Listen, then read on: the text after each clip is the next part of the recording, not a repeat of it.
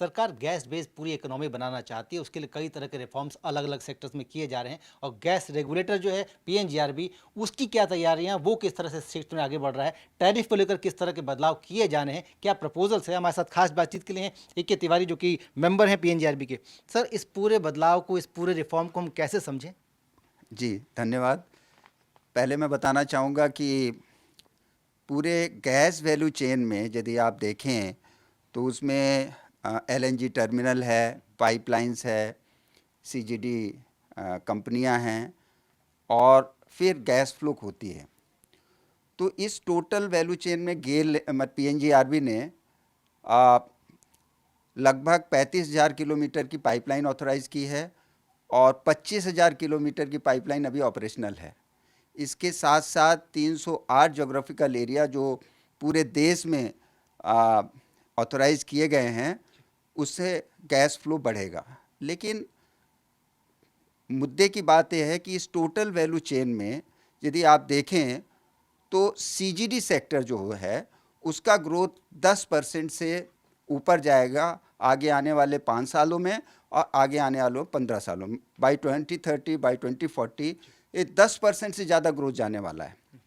अब इस टोटल जो कॉस्ट आपकी आ रही है, जो कस्टमर को मिलेगा, उसमें आपके गैस की कॉस्ट है, उसमें आपकी रीगैसिफिकेशन चार्जेस है, उसमें आपकी टैक्सेस हैं और उसमें आपके टैरिफ हैं।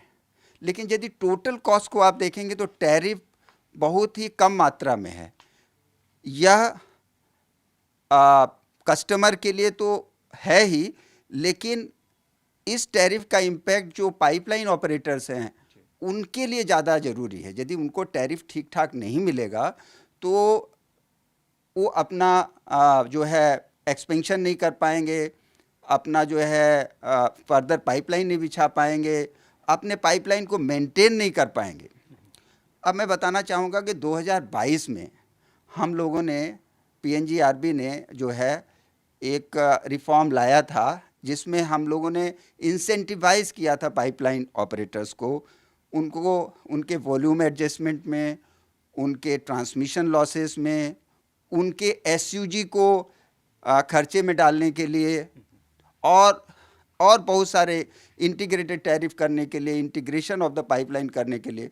तो ये बहुत सारे हम लोगों ने रिफॉर्म किए 2022 में। और सबसे बड़ा रिफॉर्म जो हमने किया था यूनिफाइड टैरिफ का, जो 3 जोनों में हम लोगों ने बांटा था। अब मैं बताना चाहूँगा कि इस रिफॉर्म के बाद ऐसा महसूस किया गया कि गैस इकोनॉमी को जो प्रधानमंत्री जी की है कि 15% हमें टोटल एनर्जी बास्केट में लाना है, तो इसके लिए और बहुत से कदम करने की ज़रूरत है। तो हमने 21 मार्च लास्ट फ्राइडे को एक पब्लिक कंसल्टेशन डॉक्यूमेंट फिर हम लाए हैं और मुझे खुशी हो रही है इस बात को बताने के लिए कि इस पब्लिक कंसल्टेशन डॉक्यूमेंट में कस्टमर के लिए भी है और इसके साथ साथ पाइपलाइन ऑपरेटर्स के लिए भी है, जिससे कि वो आगे का इन्वेस्टमेंट करना चाहें। मैं कुछ बातें आपको बताना चाहूँगा जो इस पब्लिक कंसल्टेशन डॉक्यूमेंट में है। पहले तो यूनिफाइड टैरिफ आप करिए, जो पहले 3 जोन में था अब हम उसको 2 जोन में करेंगे।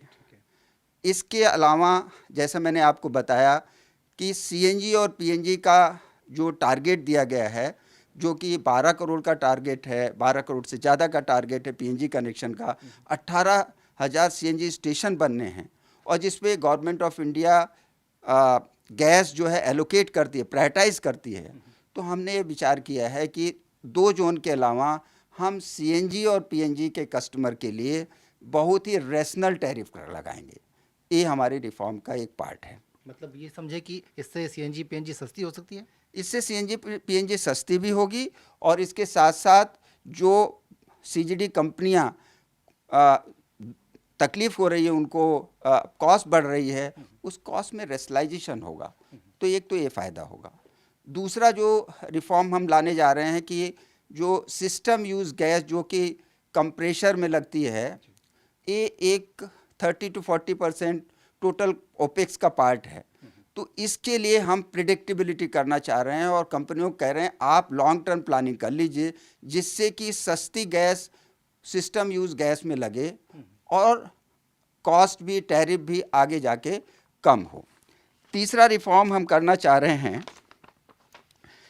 आपको बताना चाहूँगा कि गुजरात, तमिलनाडु, अगरतला और आसाम में बहुत सी आइसोलेटेड फील्ड्स हैं जहाँ पे जो पाइपलाइन से इंटरकनेक्टेड नहीं हैं।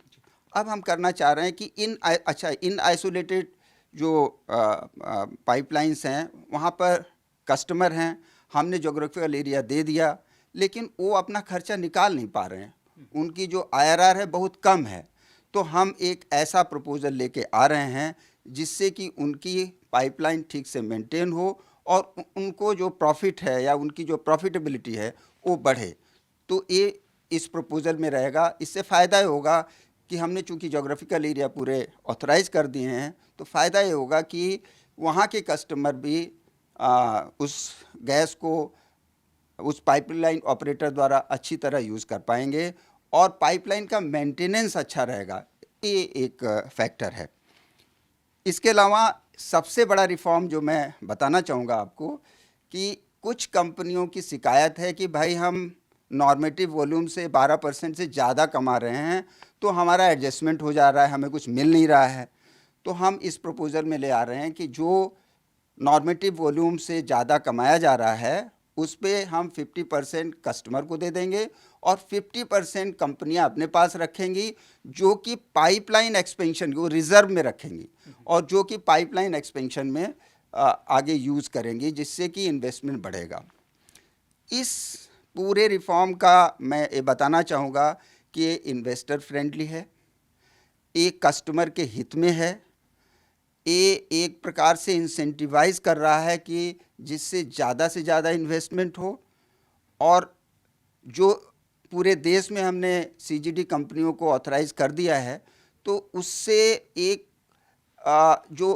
मतलब आप spider net of the pipelines बिछाने की दिशा में एक नया कदम है और मुझे विश्वास है कि इस रिफॉर्म से पाइपलाइन ऑपरेटर्स भी आगे एक्सपेंशन का प्लान करेंगे और कस्टमर भी, पार्टिकुलरली CNG और PNG के कस्टमर जिसका ध्यान है, जिसके लिए मिनिमम वर्क प्रोग्राम दिया गया है, मेरे ख्याल से वो भी काफ़ी लाभान्वित होंगे।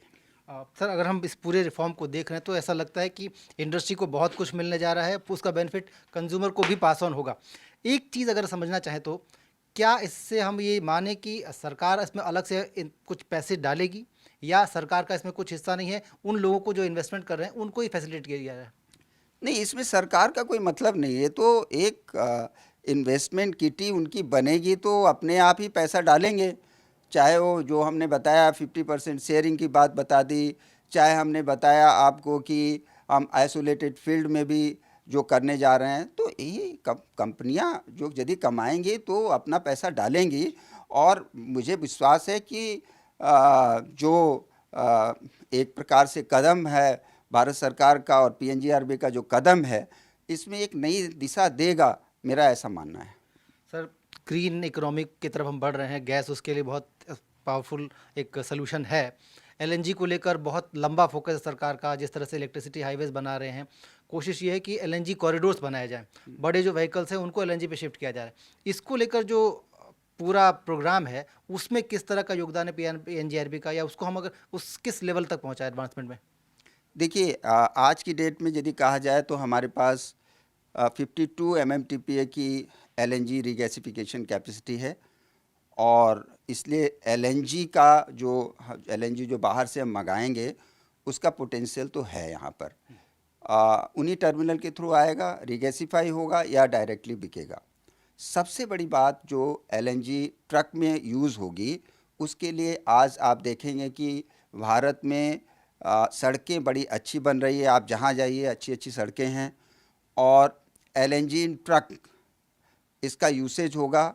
हम लोगों ने, PNGRB ने ऐसा पाया है कि काफ़ी LNG टर्मिनल्स हाईवे पे बन रहे हैं और जैसे ट्रकों की भी आवाजाही होगी और LNG के ट्रक भी काफ़ी आगे आने वाले समय में रोड पे दौड़ेंगे, सड़कें अच्छी होने के कारण। और LNG टर्मिनल्स बीच बीच में जो स्टेशन होने की वजह से जो एयरलाइन इन ट्रक काफ़ी उपयोग में आएगा। सर एक आखिरी सवाल इसको हम सम अप करना चाहेंगे कि रिफॉर्म्स जिस तरह से हम लगातार प्लान कर रहे हैं, सीएनजी पीएनजी को लेकर हमने देख लिया, इंडस्ट्री को काफ़ी कुछ मिल रहा है, बाकी जो पेट्रोलियम के अन्य सेक्टर्स हैं उनके लिए भी क्या हम कुछ रोड मैप बना के रखा हमने कौन से पेट्रोलियम प्रोडक्ट? गैस के अलावा? गैस के अलावा जैसे मैं आपको बताना चाहूँगा कि जो पेट्रोलियम प्रोडक्ट हमारे हैं, हमने पिछले साल एक रिफॉर्म लाए थे, tariff reform, product pipeline tariff का रिफॉर्म लाए थे, जिसमें जो हमने पहले रेलवे से कनेक्टेड था उसको हमने रेलवे से डिस्कनेक्ट कर दिया, उस पर एस्केलेशन दे दिया। हमने रिफॉर्म लाया कि यदि कोई पाइपलाइन बिछाएगा प्रोडक्ट पाइपलाइन तो उसको हम 12% पोस्ट टैक्स IRR देंगे यदि 11वें साल के बाद। इस तरह से हमने काफ़ी रिफॉर्म्स पहले लेके आए हैं और मुझे मानना है कि इसमें जो पाइपलाइन आएगी वो काफ़ी जांच परख के आएगी, जो पाइपें आएंगी, और इस टैरिफ रिफॉर्म से जो प्रोडक्ट पाइपलाइन की है उससे भी काफ़ी दिशा में प्रोडक्ट पाइपलाइन की आने से जो उसकी पेट्रोलियम प्रोडक्ट की कॉस्ट है या प्राइसेस है वो मेरे ख्याल से कम होगी। बहुत बहुत धन्यवाद सर, हमसे बात करने के लिए बहुत बहुत शुभकामनाएं आपको। Thank you. Thank you.